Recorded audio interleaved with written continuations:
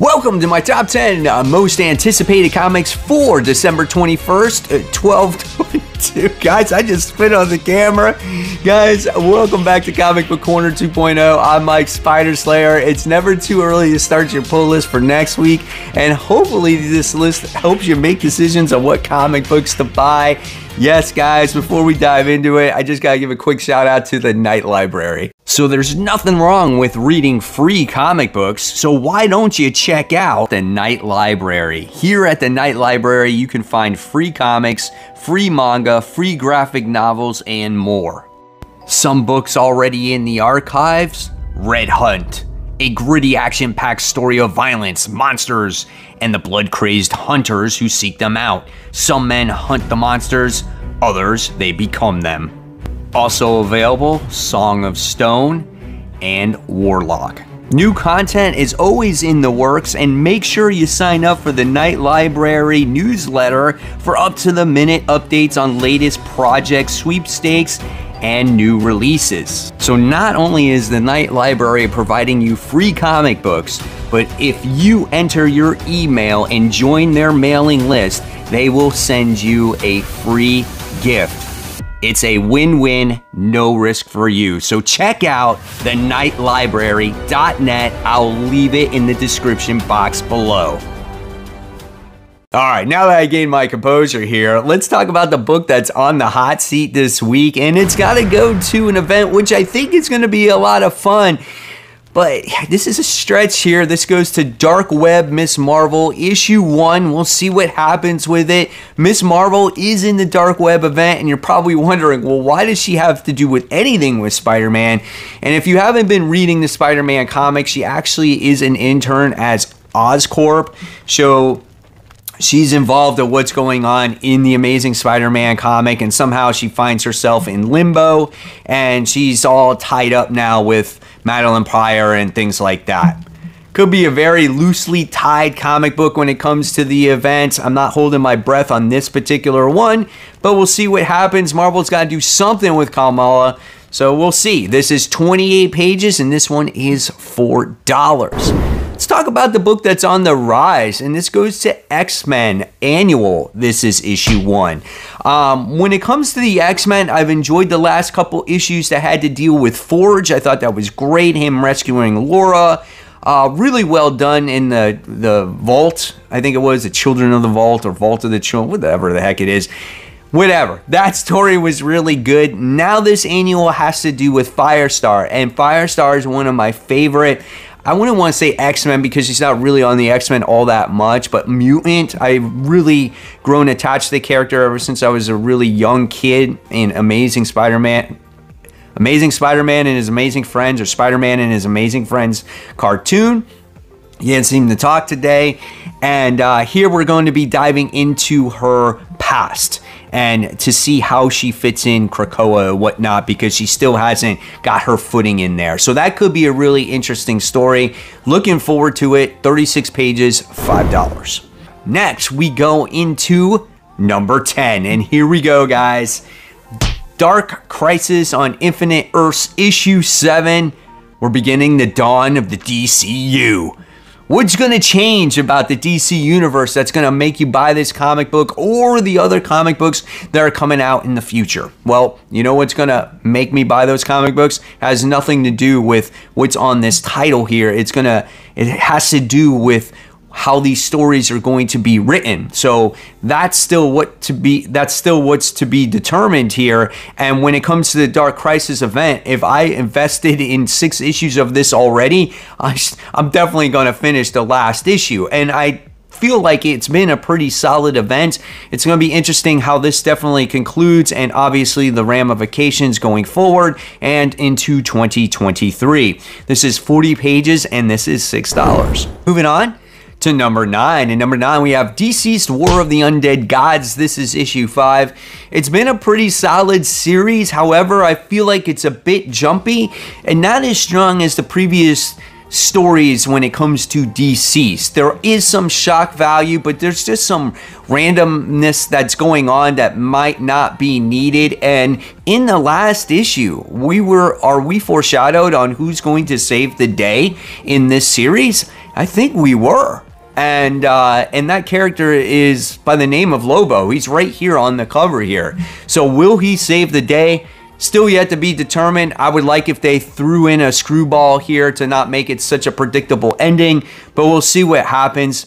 32 pages, $4. Nightwing issue 99. Now, issue 98 was like almost like a wasted time for me with that Nightwing, Nightmite type of storyline. Like, I didn't really need it. I felt like it wasn't necessary.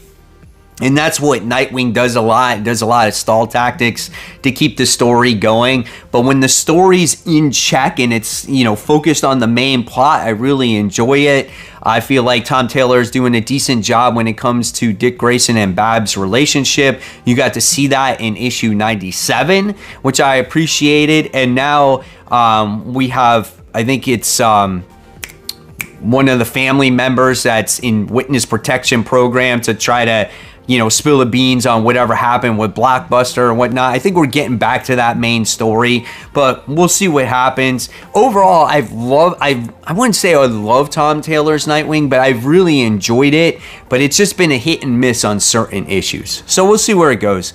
32 pages, $4. All right, coming in at number 7. We have Junkyard Joe, issue 3, done by Jeff Johns and Gary Frank. This has been a solid book, as well as we get to see different time periods when it comes to Junkyard Joe. And he was the robotic soldier that went alongside his soldier friends in combat in Vietnam, and then in the last issue we wind up getting to see one of the last remaining soldiers that survived, who became a cartoonist that drew about Junkyard Joe in the papers. And now there looks like there's some kind of organization after Junkyard Joe himself. So I don't know what to expect from this third installment of this series, but it's been an interesting read. I love the artwork in it, and yeah, we'll see. 32 pages, $4. All right, next, coming in at number 6, we have Something is Killing the Children. This is issue 27. So we have Erica Slaughter, who's being hunted by the House of Cutter, or Cutter herself, as she is the one that is kind of takes out people that are part of different houses that no longer feel fit to serve their house, right? And we're still dealing with another situation on hand where Erica Slaughter's been investigating this monster that's been killing all the other children and whatnot. It's been a pretty entertaining series. I feel like there's been a lot of like breaks in this book, so he kind of loses its momentum, but when it does come out, man, I'm like so into it. But I really enjoy Something is Killing the Children overall. We'll see what happens in issue 27. This felt like it took longer than expected to come out. Coming in at number 5 is Spider-Man: The Lost Hunt. This is issue 2. I'm not gonna lie, like, I loved issue 1. I thought it was really good, but I forgot about the series until I saw this coming out for next week. And I'm like, oh shit, I totally forgot about Lost Hunt, because there's only one issue that came out. So here we get to see a powerless Peter Parker who's living in Portland with Mary Jane, who's pregnant, and their relationship is not great. And then we get this other Kraven the Hunter, and I forgot his freaking name, who is trying to revenge Kraven the Hunter's death, and he's playing mind games with Spider-Man right now, and then he's breaking up their relationship. So basically he's breaking down the character, so when he feels right, this guy can pounce. I love it. It's got total Last Hunt feels to it, so looking forward to the next issue. 28 pages, $4. Right, next, coming in at number 4. Now, we got a lot of Spider-Man books on this particular most anticipated. It's like Spider-Man's like ruling comics right now all of a sudden. And we got, and I don't know if that's a good thing or a bad thing, but I don't know. We'll see. We got Goblin. This is issue 2. First issue was good because we got to see kind of the psyche of what's going on with Norman Osborn. In Nick Spencer's run of Amazing Spider-Man, we got to see his sins were cleansed, right? But you never got to really truly see his psyche. And in this first issue, you got to see that. And he's not well. he struggles between being still hero and, you know, villain and whatnot. He's still seeing images of the Green Goblin. Like, he's not well, but he's trying to walk that straight and narrow line to be the hero and do the things that are right. But can his past ever escape him? I don't know. I guess this is what this series is created for. This is 28 pages, $4. It is a dark web tie-in. Top 3.